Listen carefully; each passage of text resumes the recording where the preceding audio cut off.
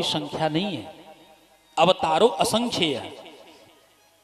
इसमें 24 अवतार प्रमुख बतलाए गए हैं। भगवान का पहला अवतार है कुमारावतार, सनक, सनंदन, सनातन और सनत कुमार, ये ब्रह्मा जी के प्रथम मानस पुत्र।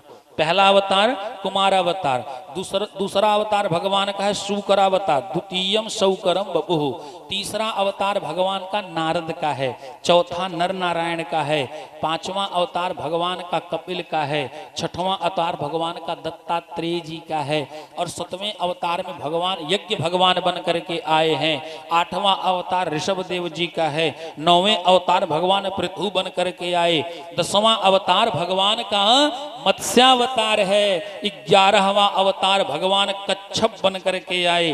12वें अवतार भगवान धनवंतरी बन करके आए। 13वें अवतार भगवान मोहिनी बन करके आए हैं। हिरण्यकश्यप को मुक्ति प्रदान करने के लिए भगवान नरसिंह बन करके आए हैं।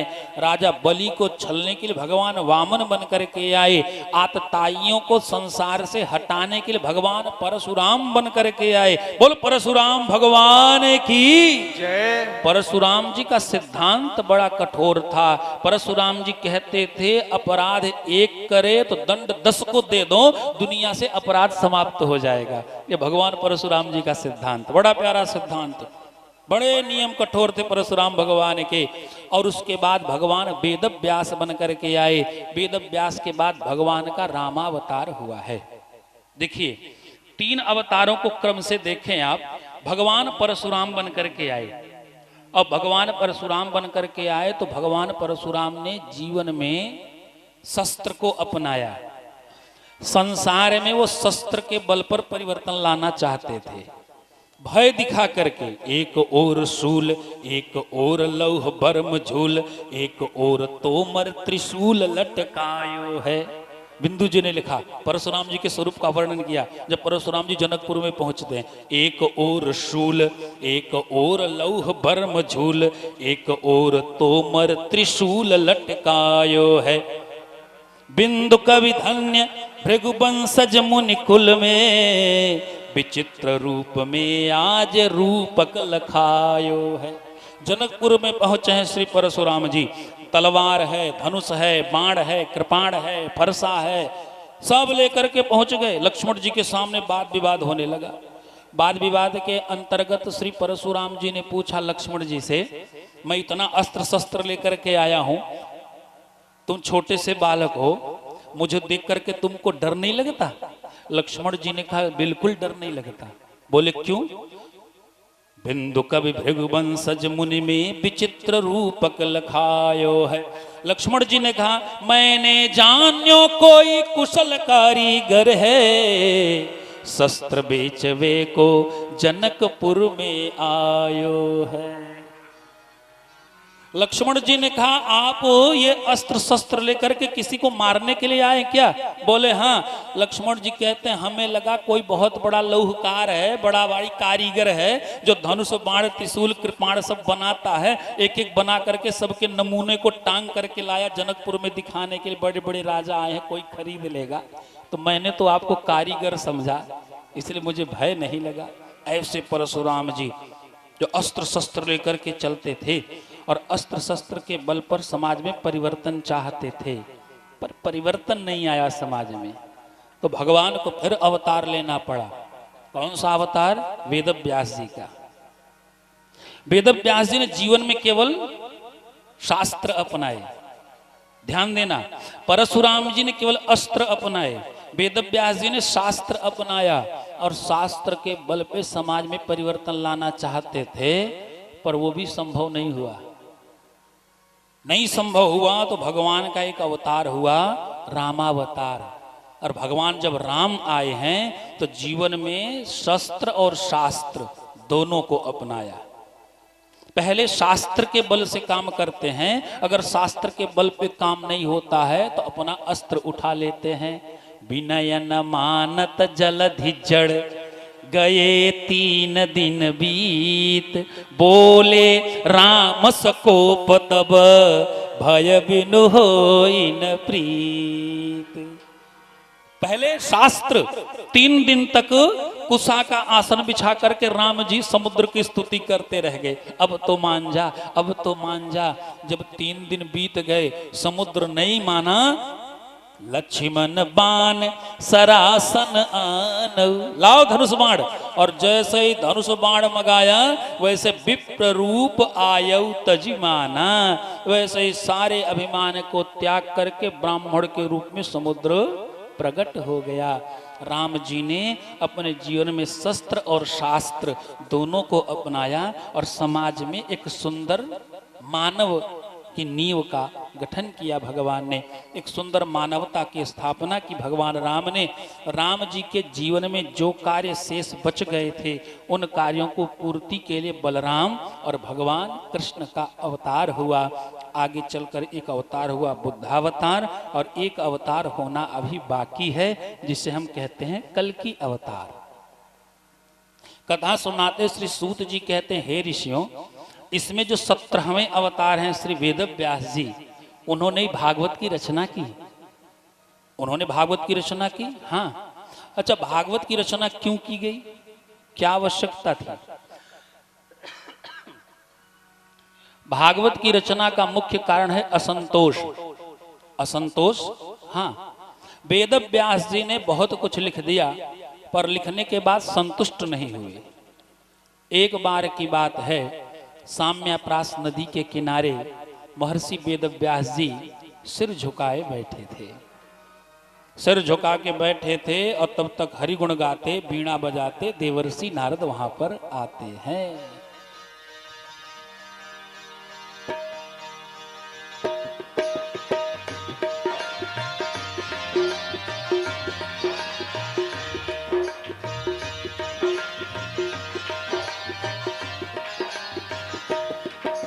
नारायण नारायण हरि हरि, श्रीमन नारायण नारायण हरि हरि, श्रीमन नारायण नारायण हरि हरि, श्रीमन नारायण नारायण हरि हरि, भजमन नारायण नारायण हरि हरि, भजमन नारायण नारायण हरि हरि, भजमन नारायण नारायण हरि हरि, भजमन नारायण नारायण हरि हरि, श्रीमन नारायण नारायण हरि हरि, श्रीमन नारायण नारायण हरि हरि।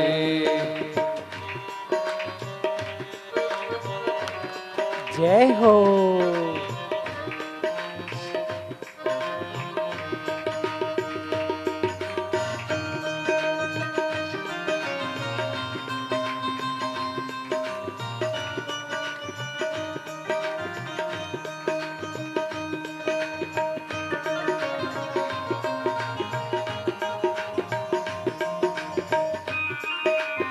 जय हो।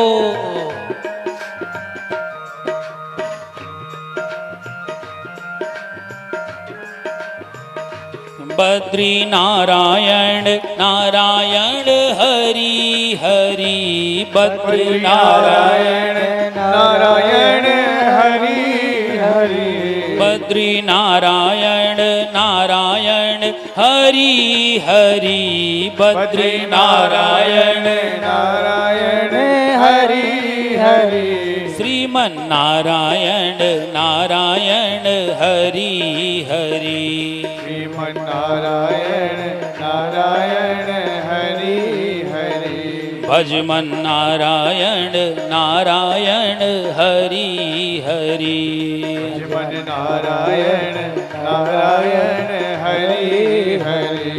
जय हो। बोल श्रीमन नारायण भगवान की जय हो।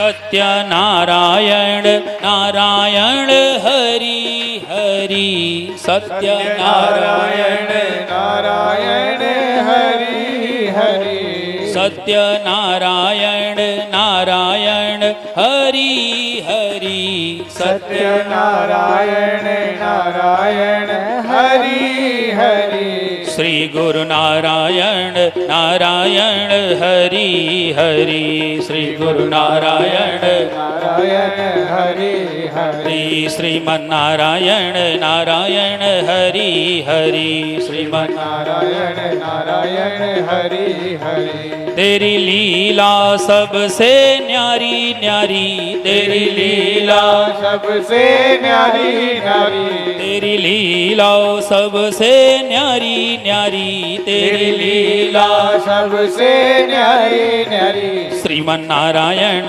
नारायण हरि हरि श्रीमन्नारायण नारायण हरि हरि भजमन नारायण नारायण हरि हरि नारायण नारायण हरि हरि श्रीमन्नारायण नारायण हरि हरि श्रीमन्नारायण नारायण हरि हरि श्रीमन्नारायण नारायण हरि हरि श्रीमन्नारायण नारायण हरि हरि श्रीमन्नारायण नारायण हरि बोल श्रीमन्नारायण भगवान की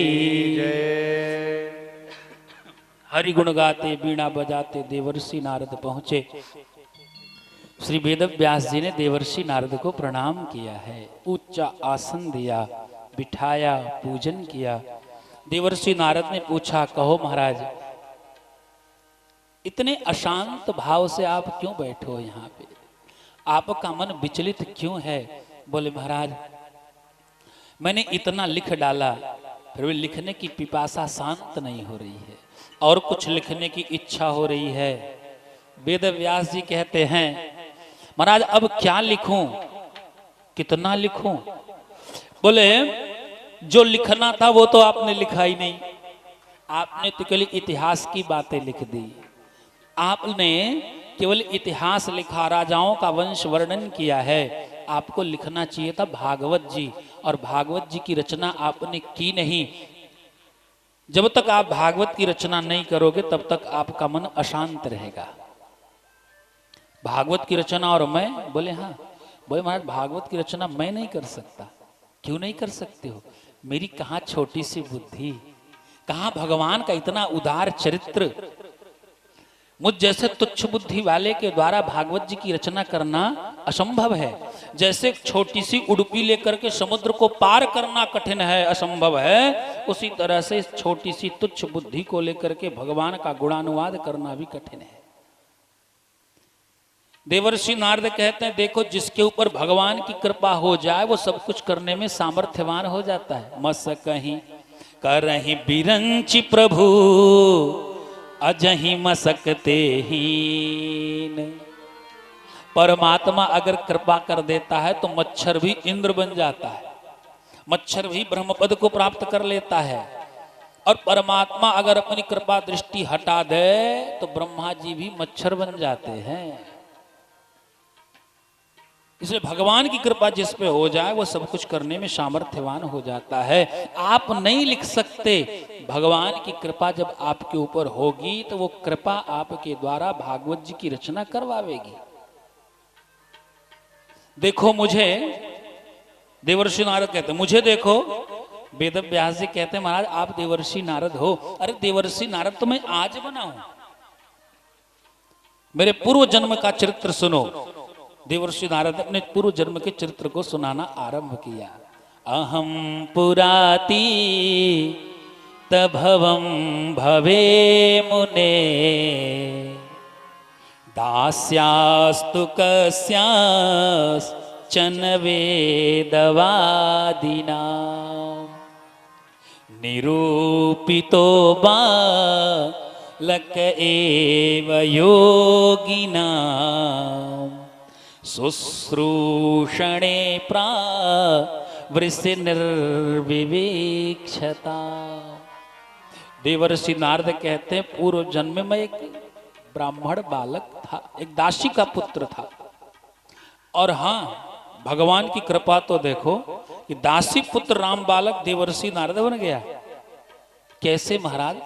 बोले एक बार की बात है, मेरे गांव में संतजन चातुर्मास करने के लिए आए। वो चातुर्मास होता है ना, संतजन एक ही जगह रहते हैं, चातुर्मास जब व्रत लेते हैं तो एक ही जगह रहते हैं। एक बार की बात है, संतजन चातुर्मास करने के लिए मेरे गांव में आए और हमारी माता उन गांव के ब्राह्मणों के यहाँ सेवा करने के लिए जाती थी। उन ब्राह्मणों ने मेरी मैया को उन संतों की सेवा में लगा दी। संयोग से मैं भी अपनी माता के साथ जाया करता था। धीरे धीरे उन संतों की दिनचर्या को देख करके मेरा मन आकृष्ट हो गया।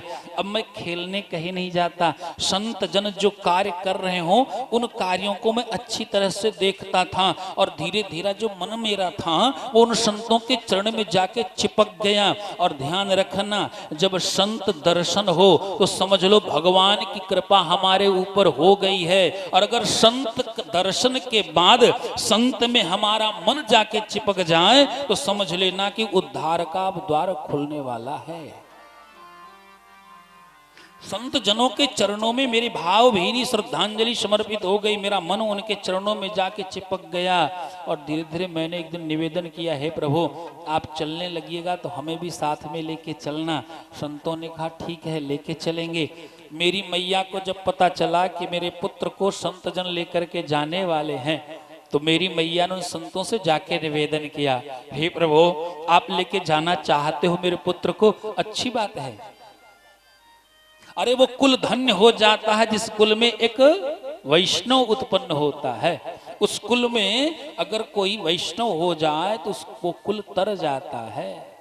वसुंधरा भाग्यवती चतेन, वो धरती भाग्यवान हो जाती, भाग्यवती हो जाती जहां पर एक वैष्णव पैदा होता है, एक भगवान का भक्त पैदा होता है। अच्छी बात है, आप ले जाओ संत बना दो, मैं तर जाऊंगी। लेकिन महाराज मुझे भय केवल एक बात से है, कहीं आप मेरे पुत्र को ले जाकर के संत बना दें तो हमारी माताएं अपने पुत्रों को संत सेवा में लगाने से डरने लगेंगी। हो सकता है मन में ये भाव आ जाए कि अगर संत सेवा में अपने पुत्र को लगाऊंगी तो संत भगवान पुत्र को ही लेके चले जाएंगे, इसलिए ठीक नहीं है। संतों ने कहा ठीक है बेटा राम बालक, देखो अभी तुम्हारी माताजी यहाँ हैं, अभी तुम यहाँ रहो, जब तुम्हारी माताजी पधार जाएं तब जंगल में चले आना। अरे महाराज मेरे मन से संसार निकल चुका है, अगर आप हमें छोड़ करके चले गए और फिर से मेरे मन में संसार आके बस गया तो देखो हम संसार में रहें तो ठीक है, संसार मुझ में न आने पावे ये ध्यान रखना चाहिए।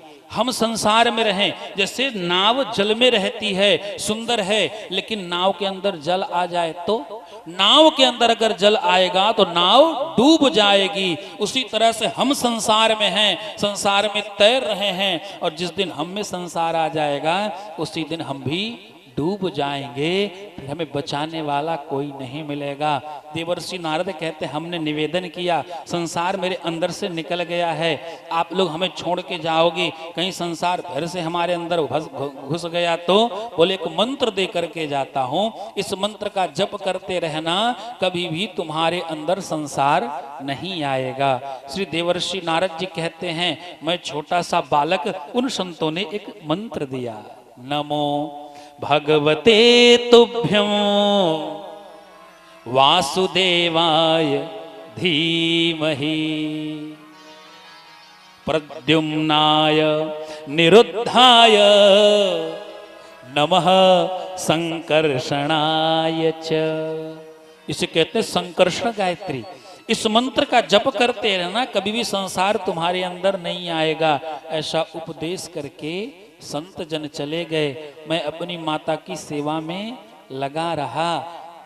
अब तो संतों की संगति मुझे अच्छी लगने लगी, क्योंकि जो जीवन मिला है ये बार बार मिलने वाला नहीं है, ये मानव तन मिला है, ये अवसर जो इस समय मिला है ये फिर दोबारा अवसर मिलेगा नहीं। इसलिए जितना अवसर मिला है संतों की संगति में बितावें तो ज़्यादा बढ़िया होगा। जीवन सुधर जाएगा। बोल वृंदावन बिहारी लाल की।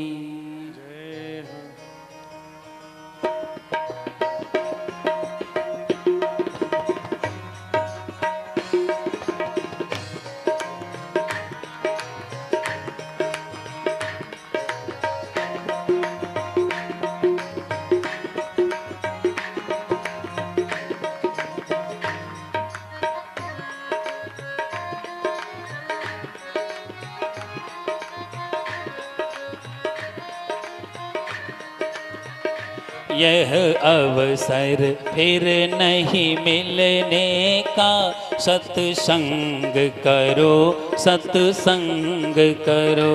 यह अवसर फिर प्रेम से गाएं। मिलने का, सत्संग करो सत्संग करो। यह अवसर फिर नहीं मिलने का, सत्संग करो सत्संग करो।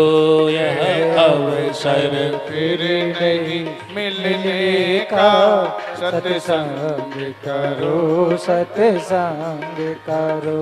यह वक्त नहीं हिल डुलने का, यह वक्त नहीं हिल डुलने का, सत्संग करो सत्संग करो।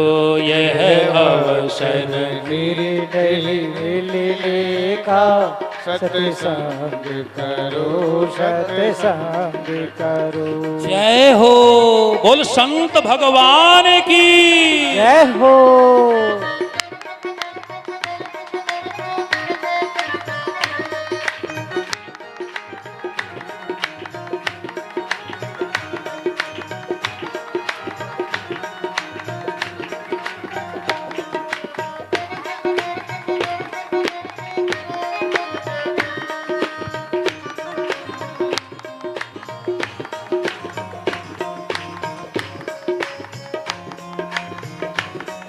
जय हो।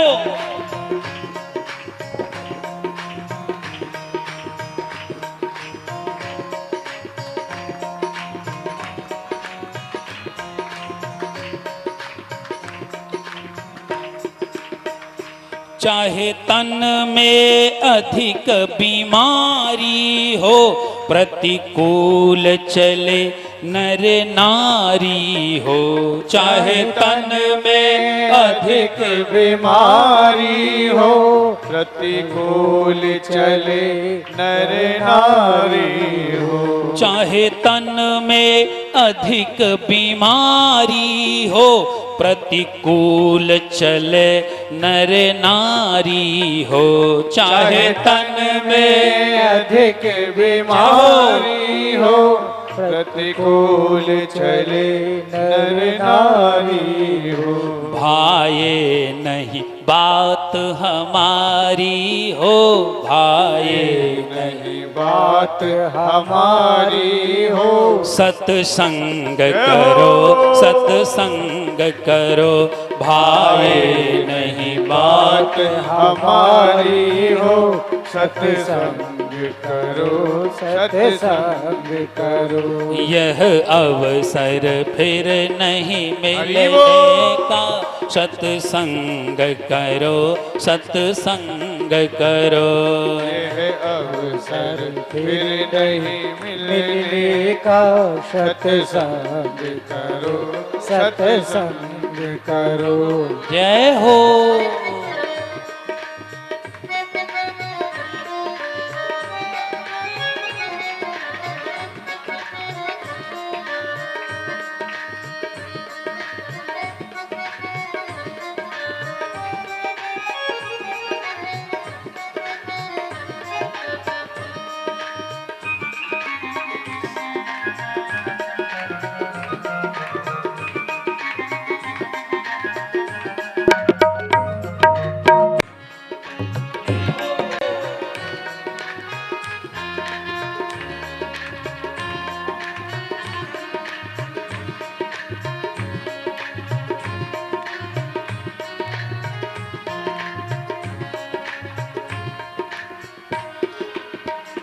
अपमान अचानक हो जाए, निज साथी सखी बिछुड़ जावे।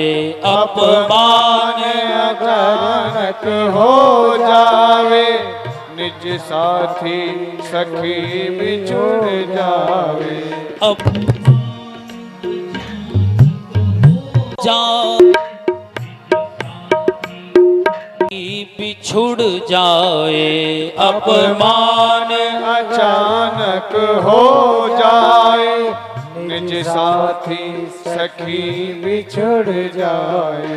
चाहे नित्य नई आफत आवे, चाहे नित्य नई आफत आए, सत्संग करो, सत्संग करो। चाहे नित्य नई आफत आए, सत्संग करो, सत्संग करो।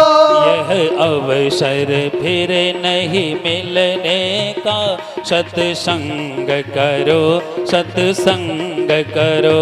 यह अवसर फिर नहीं मिलने का, सत्संग करो, सत्संग करो। जय हो।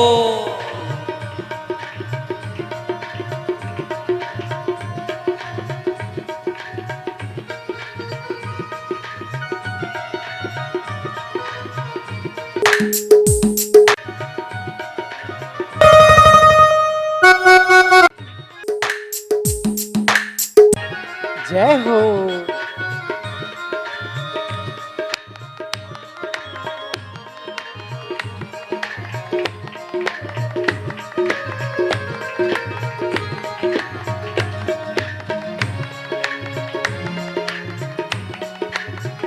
प्रेम से ताली सेवा के साथ।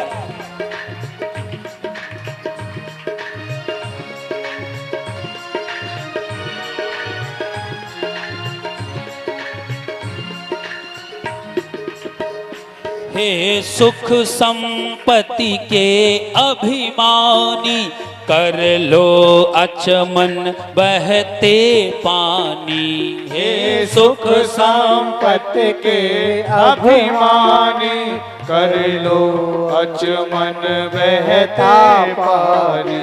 हे सुख संपत्ति के अभिमानी, कर लो अचमन बहते पानी। हे सुख संपत्ति के अभिमानी, कर लो अचमन बहते पानी। यहाँ 4 दिनों की जिंदगानी, यहाँ 4 दिनों की जिंदगानी। सत्संग करो, सत्संग करो। यहाँ 4 दिनों की जिंदगानी। सत्संग करो, सत्संग करो। यह अवसर फिर नहीं मिलने का, सत्संग करो, सत्संग करो। यह अवसर फिर नहीं मिलने का, सत्संग करो, सत्संग करो। जय हो।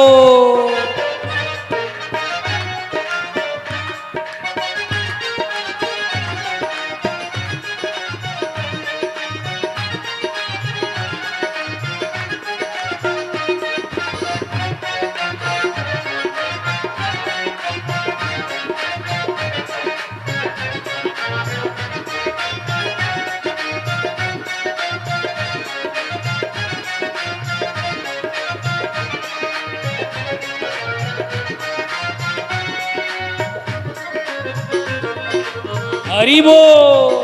हे हरि। हो।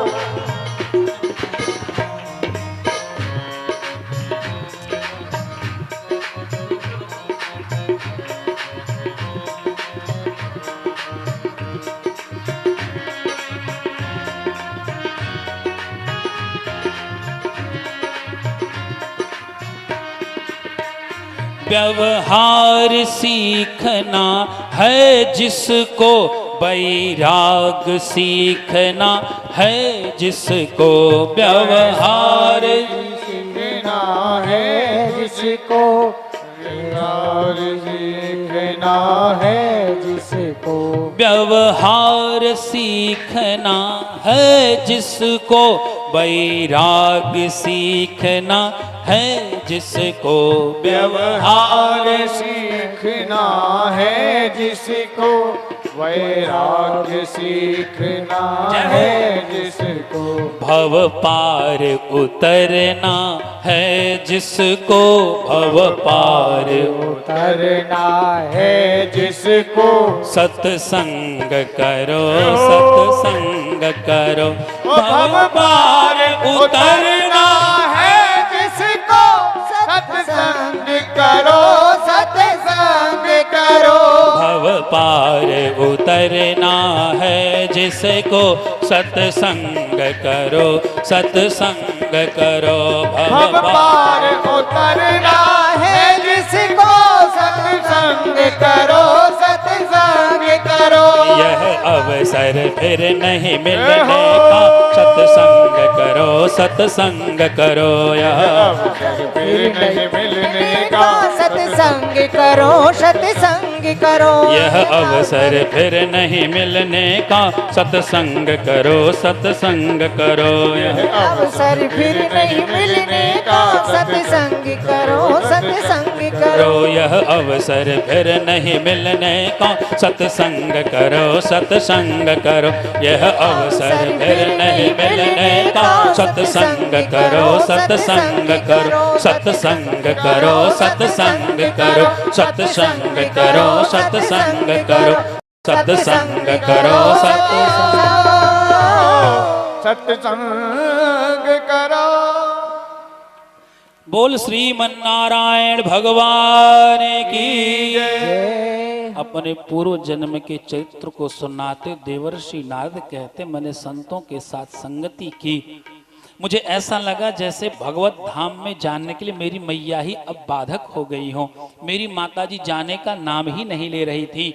भगवत कृपा हुई, एक बार मेरी गई मैया सुबह उठ करके गैया दोहने के लिए गई तो सर्पो दशत पदास पृष्ठ, एक सर्प ने डंस मार दिया और मेरी मैया पधार गईं। मैंने उनके अंत्येष्टि संस्कार को संपन्न किया और एक जंगल से दूसरे जंगल में घूमते हुए भटकते हुए एक दिव्य सरोवर को प्राप्त किया है।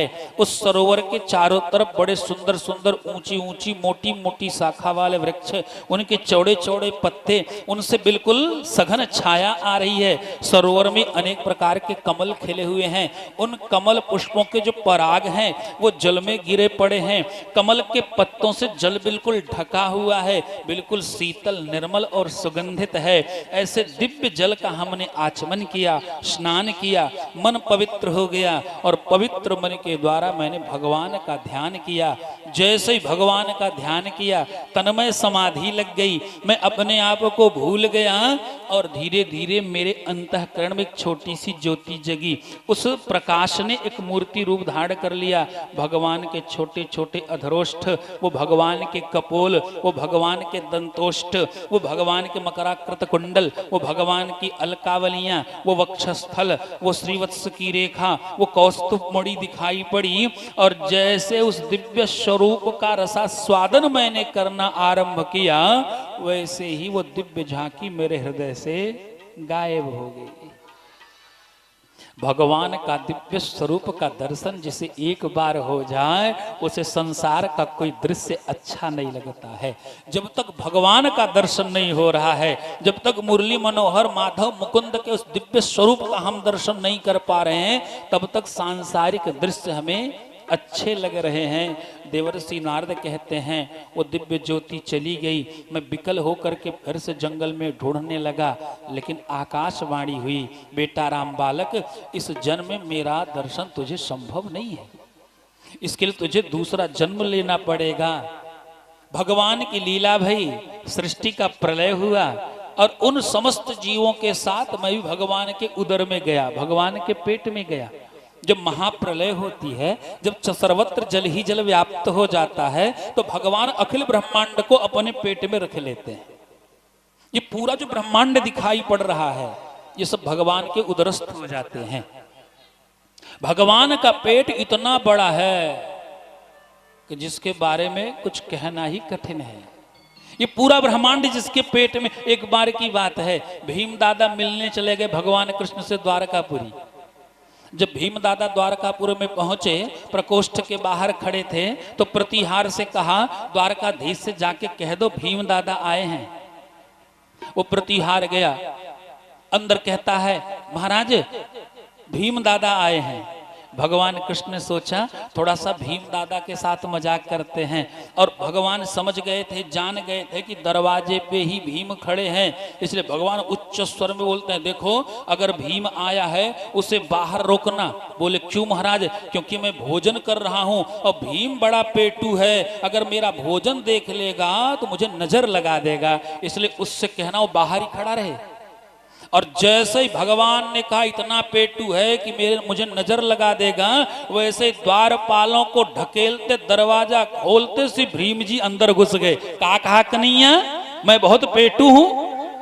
अरे कुछ नहीं, आपको बुरा लग गया क्या? बोले बुरा नहीं लगा, अरे पूरी महाभारत की सेना को मार करके तुमने अपने पेट में रख लिया और मुझे कहता है मैं पेटू हूं। अरे जब पूरी संसार की सृष्टि का विनाश हो जाता है तो अखिल ब्रह्मांड को तू अपने पेट में रखता है और कहता है भीम पेटू है। ऐसे भगवान अखिल ब्रह्मांडाधिनायक श्री देवर्षि नारद कहते हैं विनाश हुआ पूरी सृष्टि का और सभी जीवों के साथ में भगवान के उदर में चला गया। पुनः भगवान की लीला वो संपन्न भई और सृष्टि का पुनः सर्जन होने लगा। वही दासी पुत्र राम बालक अगले जन्म में देवर्षि नारद बना। देवदत्तम इमाम बीणाम स्वर ब्रह्म विभूषिता मूर्छयित्वा हरिकथाम।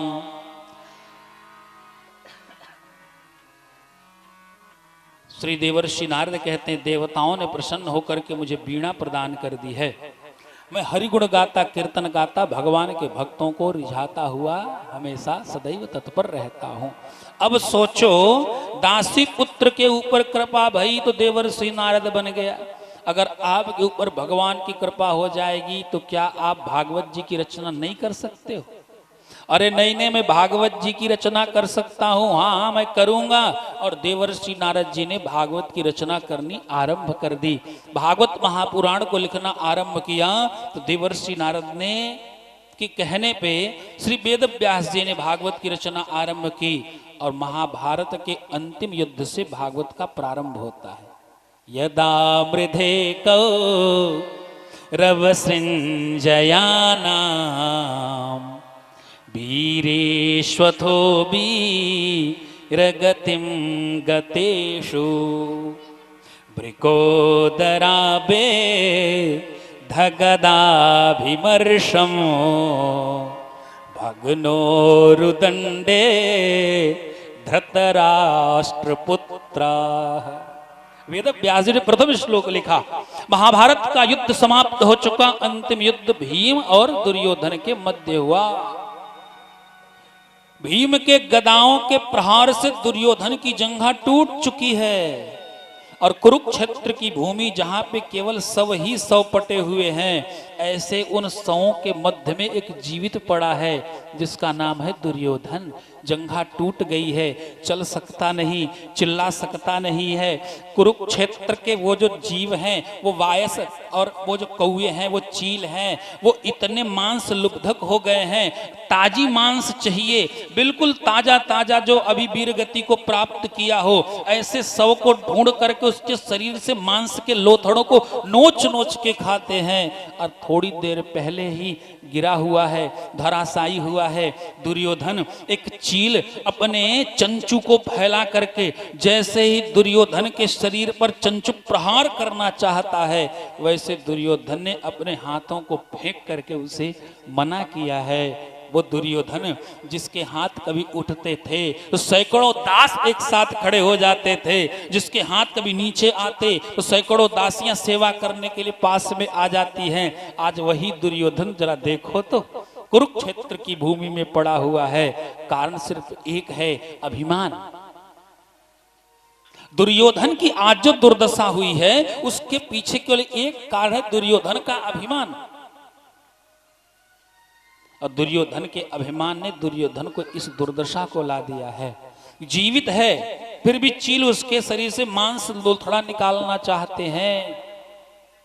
उसी समय मित्र अश्वत्थामा का प्रवेश होता है। अरे मित्र, तुम्हारी ऐसी दुर्दशा मैंने कभी देखी नहीं थी, मुझसे देखा नहीं जाता ये दृश्य। बताओ तुम्हारी अंतिम इच्छा क्या है? दुर्योधन कहता है मेरी और अंतिम इच्छा पूछते हो? हाँ पूरी कर सकते हो? हाँ पूरी कर दूंगा। दुर्योधन कहता है संभव नहीं है, मेरी अंतिम इच्छा की पूर्ति तो मेरा मित्र कर्ण नहीं कर पाया, भीष्म पितामह नहीं कर पाए, द्रोणाचार्य कृपाचार्य नहीं कर पाए, मेरा अपना भाई दुशासन नहीं कर पाया, तो तुम मेरी अंतिम इच्छा की पूर्ति कैसे कर सकते हो? अश्वत्थामा कहता है तुम अपनी अंतिम इच्छा को बताओ तो। दुर्योधन कहता है सुनो, मैंने जीवन पर्यंत केवल अनीति पूर्वक कार्य किया, मैंने सदैव पांडवों के साथ दुर्व्यवहार किया, मुझे कोई दुख नहीं है। बाल्यावस्था में ही पांडवों को मैंने विष के लड्डू खवा दिए, मुझे कोई दुख नहीं है। अरे पांडव तो केवल 5 गांव लेकर के संतुष्ट थे, लेकिन मैं संतुष्ट नहीं था 5 गांव देने में। वो तो अपनी राजधानी बना करके अलग रहना भी पसंद करते थे, लेकिन मुझे अच्छा नहीं लगा। द्युत क्रीड़ा के माध्यम से मैंने उनके पूरे राज्य को छीन लिया, लाक्षागृह को मैं आग लगवा दी, द्रौपदी के वस्त्रापहरण हमने करवाए, लेकिन मुझे कोई कष्ट नहीं है, मुझे कोई दुख नहीं है। अश्वत्थामा कहता तुझे दुख किस बात से है? दुर्योधन कहता है मुझे दुख केवल इस बात से है कि हम 100 भाई 100 के 100 मारे गए, पांडव 5, उनमें से एक भी नहीं मारा गया। मेरी अंतिम इच्छा यह है उन 5 पांडवों में से किसी एक की मृत्यु हो जाए। अश्वत्थामा कहता है बस तुम्हारी यही अंतिम इच्छा है? हाँ, बड़ी घनघोर रात्रि है, चारों तरफ अंधकार पसरा हुआ है, अपना हाथ खुद दिखाई नहीं पड़ता है। ऐसे अंधकारमयी रजनी में वो जो अश्वत्थामा है नंगी तलवार लेकर के पांडवों के शिविर में प्रवेश करता है। उधर भगवान श्री कृष्ण पांडवों को लेकर के बाहर चले जाते हैं। देखो पांडव, आज विजय की रात्रि है और विजय की रात्रि को प्रमाद में नहीं गंवाते, विजय की रात्रि को सो करके नहीं गंवाते। चलो आज हम लोग घूमने टहलने के लिए निकलते हैं। 5 पांडवों को लेकर के भगवान घूमने के लिए चले गए। द्रौपदी जी ने देखा पांडवों का शिविर आज खाली है, तो अपने 5 पुत्रों को ला करके लटा देती हैं। शिविर को चीर करके जैसे ही अंदर प्रवेश करता है अश्वत्थामा, 5 लोग सोए हुए हैं, निश्चित रूप से पांडव ही होंगे, और 5 के सिर को वो काट लेता है, काट कर एक थैले में भर लेता है, लेकर के पहुंच गया कुरुक्षेत्र की भूमि में। आ गया मित्र, तो मेरी इच्छा की पूर्ति कर दी। हाँ, पांडव किसी एक में से तूने किसका वध किया? अश्वत्थामा कहता है 5 का वध कर दिया, 5 को मार डाला। प्रमाण क्या है? 5 के सिर को काट के लाया। अच्छा तो एक काम करो, इसमें से जो भीम का सिर है मुझे दे दो। भीम पुत्र का जो सिर था थोड़ा बड़ा था, उसको दे देता है अश्वत्थामा दुर्योधन के हाथ में।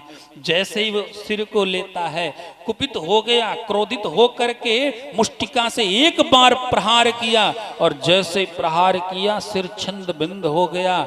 दुर्योधन कहता है ये भीम का सिर नहीं हो सकता, भीम का सिर इतना कोमल हो ही नहीं सकता है। अरे भीम के सिर पे एक बार मुष्टिका से प्रहार किया जाए, सिर छिंद बिंद हो जाए, ये संभव नहीं है। अश्वत्थामा तुमसे बहुत बड़ी कोई गलती हुई है। नहीं नहीं, मैं पांडवों के सिर में जाके 5 का सिर काट के लाया हूं। अचानक आकाशीय विद्युत चमकी, और आकाशीय विद्युत के प्रकाश में दुर्योधन देखता है ये पांडव नहीं, पांडव पुत्र हैं। अरे अश्वत्थामा, ये तूने क्या कर दिया? इन्हीं पुत्रों के द्वारा हमें तिलांजलि दी जाती, इन्हीं पुत्रों के द्वारा श्राद्ध कर्म किया जाता, इन्हीं पुत्रों के द्वारा गया में जाकर के हमारे निमित्त भी श्राद्ध किया जाता, इन पुत्रों को ही मार डाला। अरे मैंने भी बड़े बड़े अपराध किए, बड़े बड़े पाप किए, पर इतना जघन्य अपराध तो हमने भी नहीं किया। अबोध बालक 5 भी सो रहे हों, एकांत में जाकर के छिप करके उनके सिर को काट के लेके आया। देखो मेरा जन्म तो बिगड़ा ही था, मेरी मृत्यु न बिगड़ने पावे, इसलिए तुम यहां से चले जाओ, क्योंकि अंतिम क्षण में मैं किसी बाल हत्यारे का मुख नहीं देखना चाहता हूं। बाल हत्या से बड़ा कोई पाप नहीं होता है। बाल हत्या, गर्भपात, मैं अपनी कथा में निवेदन करता हूं, एक संत थे हमारे भारतवर्ष के जिन्हें मैं बारंबार प्रणाम करता हूं, स्वामी राम सुखदास जी महाराज। दिव्य संत, दिव्य विभूति, ललाट पे क्या तेज, कितना सादगीपूर्ण जीवन, कितना सौम्य जीवन, कितना शांत स्वभाव, कितना सरल स्वभाव, कितना मृदु स्वभाव था श्री स्वामी राम सुखदास जी महाराज जी का। पर उनका स्वभाव इतना सरल और सीधा था, पर नियम उतना ही कठोर था। नियम के बड़े पक्के थे।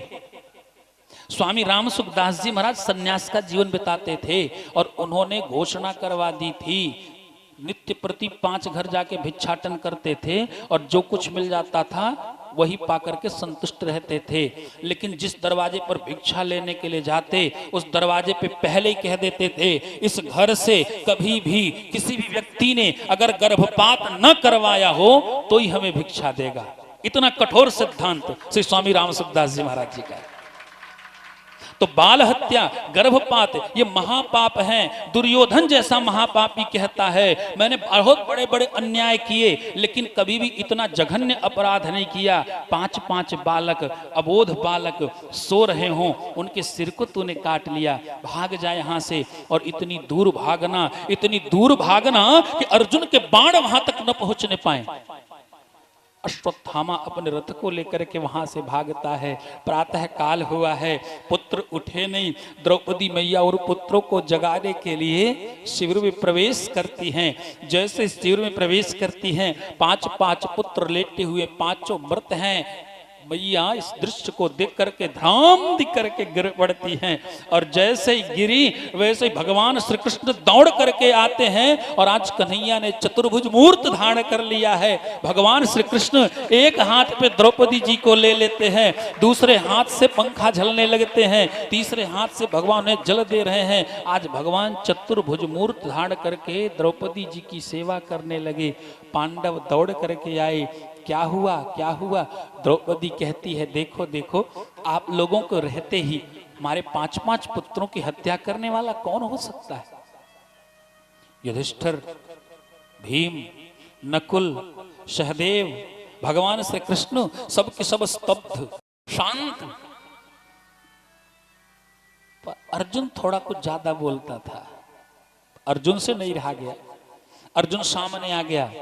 द्रौपदी, तुम्हारे पुत्रों को मारने वाला जो हत्यारा है, मैं उसे मृत्यु दंड दूंगा। कन्हैया, मेरे रथ को उसी दिशा में ले चलो जिस दिशा में वो दुष्ट जा रहा हो।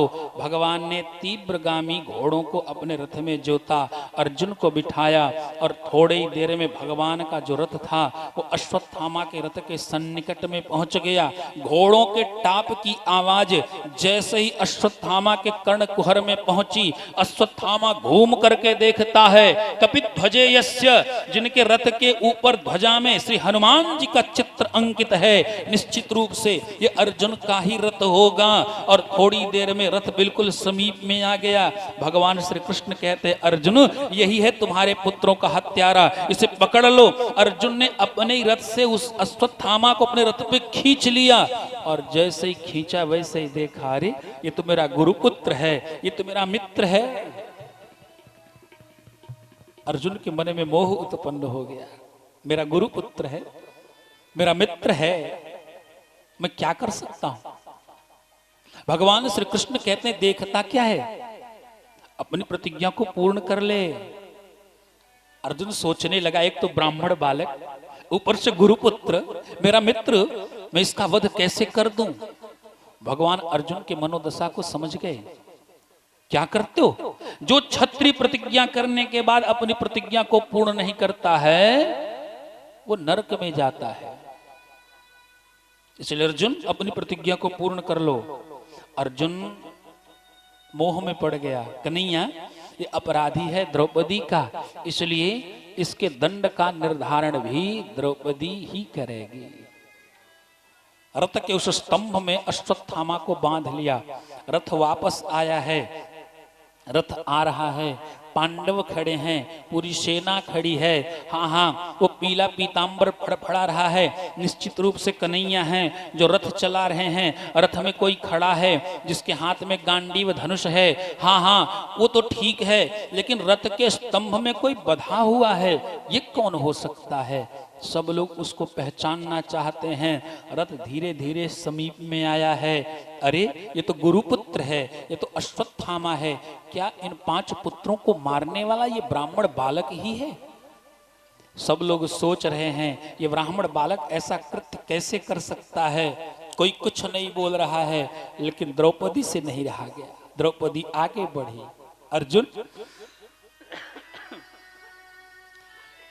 उवाच चासहन्तस्य बन्धनानयनं शती मुच्यतामेष ब्राह्मणो नितराम गुरुः। द्रौपदी बोलती है, मुच्यताम, छोड़ दो छोड़ दो। क्या करते हो? एक तो ब्राह्मण बालक है, और ब्राह्मण जन्म से क्षत्रियों का गुरु होता है, और तुम्हारे उस गुरु का ये पुत्र है जिस गुरु ने अपनी सारी विद्या दान कर दी तुझे, और तुझे विश्व का सर्वश्रेष्ठ धनुर्धर बनाया। ऐसे गुरु के पुत्र को तू पकड़ करके लाया। तेरे गुरु ने तुझे सारी विद्या प्रदान की अर्जुन, पर तुझे तुम्हारे गुरुजी ने इतना नहीं बताया कि गुरुवत गुरुपुत्रेषु तत्पुत्रेषु भ्रातृवत, गुरु के पुत्र में भी गुरु का दर्शन करना चाहिए। तुझे तो अपने गुरु के पुत्र में अपने गुरु का दर्शन करना चाहिए था। इस अश्वत्थामा के अंदर द्रोणाचार्य को देखना चाहिए था, और तूने बंदी बना लिया। मुच्यता मुच्यता, अपने गुरु की याद ना आई तो ठीक है, और गुरु माता की तो याद आई होगी तुझे। मारोदी दस्य जननी गौतमी पति देवता, यथाहम मृतवत्सार्ता रोदिम्याश्रुमुखी मुहुः। जब तू गुरुकुल में रहता था, कभी अगर बीमार पड़ गया होगा तो गुरु माता ने तेरे लिए औषधियों की व्यवस्था की होगी। ऐसी गुरु माता की तुझे याद नहीं आई? जिन गुरु माता का पति पहले ही मार दिया गया है, अगर उसके पुत्र को मार दोगे तो गुरु माता अपने जीवन को कैसे धारण कर पाएंगी? अरे अर्जुन, तू एक स्त्री के हृदय की वेदना को नहीं समझ सकता, क्योंकि तू पुरुष प्रजाति का है ना, इसलिए स्त्री के हृदय की वेदना तू नहीं जान सकता है। छोड़ दे छोड़ दे। भगवान कृष्ण मुस्कुराने लगे। अर्जुन कहता है, कन्हैया क्यों मुस्कुरा रहे हो? द्रौपदी कह रही है छोड़ दो, अब क्या करोगे? अर्जुन चरणों में गिर पड़ा, महाराज क्षमा करो, कोई रास्ता तो दिखाओ। भगवान श्री कृष्ण कहते मेरे पास एक रास्ता है। ब्रह्म बंधुर न हंतव्य आततायी बधार्हणः, मयैव भयमाम्नातं परिपाह्यानुशासनम्।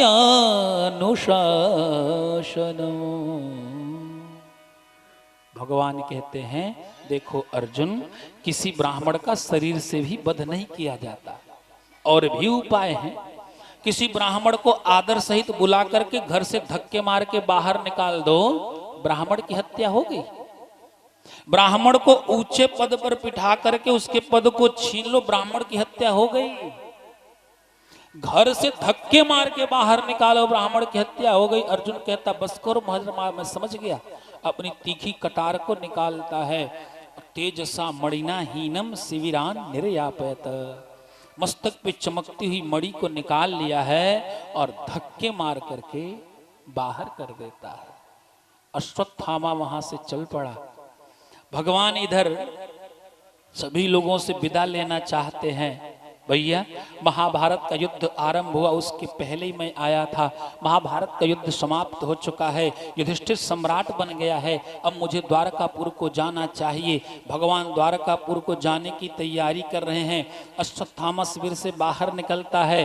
भगवान बड़ी प्रसन्न मुद्रा में हैं और प्रसन्नता के साथ भगवान सबको आशीर्वाद दे रहे हैं। आशीर्वाद देते भगवान का एक चरण रथ पे है और दूसरा चरण भगवान का रथ के नीचे है।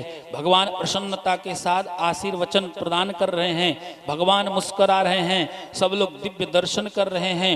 उसी समय अश्वत्थामा के मन में एक भाव आया, अरे पांडवों, मैं तुझे मार नहीं पाया, तुम्हारा तो कुछ बिगाड़ नहीं पाया, लेकिन तुम्हारा जो मूलभूत बीज है मैं उसे ही नष्ट कर दूंगा। ऐसा कह करके अश्वत्थामा ने ब्रह्मास्त्र का अनुसंधान कर दिया है। वो ब्रह्मास्त्र आता है, उत्तरा माता की कुक्षी को जलाने लगा।